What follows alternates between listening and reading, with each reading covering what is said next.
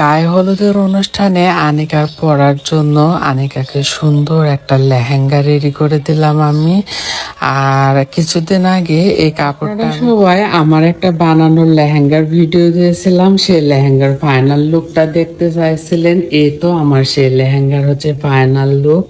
রাজশাহী জনপ্রিয় content creator শান্তি তুলি আপা, যাকে এক নামে রাজশাহীর আপা বলেই চিনে, তার বড় মেয়ের বিয়ে বলে কথা। স্পেশাল কিছু হবে না তা কি হতে পারে? তাই তো নিজের হাতে গায়ে হলুদের লেহেঙ্গা বানিয়ে দিলেন আনিকার বাবা।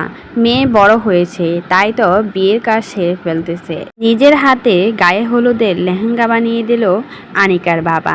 মেয়েটাকে অনেক বেশি ভালোবাসে আনিকার বাবা, তাই তো নিজের হাতে সব কিছু শুরু করেছে। বিয়ের আর কিছুদিন বাকি আছে, ঈদের পরপরই আনিকার বিয়ে হবে। তার জন্য এখনই শুরু করে দিয়েছে শপিং করা, কাপড় চোপড় গোছানো। তাই তো নিজের হাতে নিজের ছোট্ট মেয়েটাকে বিয়ে দেওয়ার জন্য গায়ে হলুদের লেহেঙ্গা বানালেন আনিকার বাবা।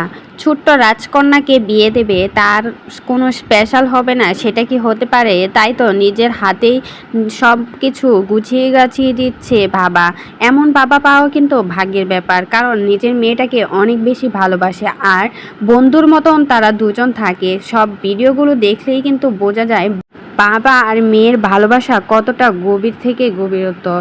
বিয়ের আর কিছুদিন যেহেতু বাকি রয়েছে, তার জন্যই কিন্তু সব কিছু অ্যারেঞ্জমেন্ট করা শুরু করে দিয়েছে এখন থেকে। তাই তো মেয়ের গায়ে হলুদে কি পরবে না পরবে, কি করবে, সব কিছুই এখন থেকে রেডি করে রাখছে। নিজের হাতেই সব কিছু করছে আনিকার বাবা। মেয়েটাকে বড্ড বেশি ভালোবাসতো, তার জন্যই নিজের হাতেই কিন্তু সব কিছু করে দিচ্ছে। মেয়ের গায়ে হলুদের থেকে শুরু করে বিয়ে পর্যন্ত সব কিছুই নিজের হাতে করছে আনিকার বাবা।